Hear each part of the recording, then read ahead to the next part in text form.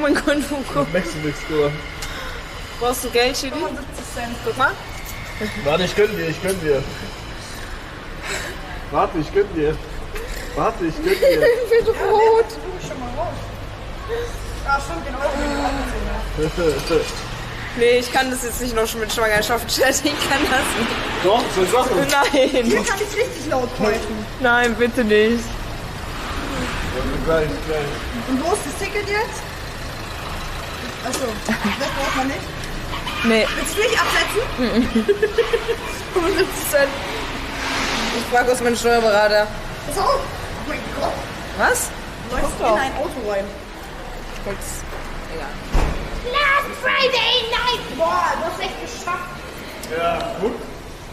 Das ist doch eine Schaufel.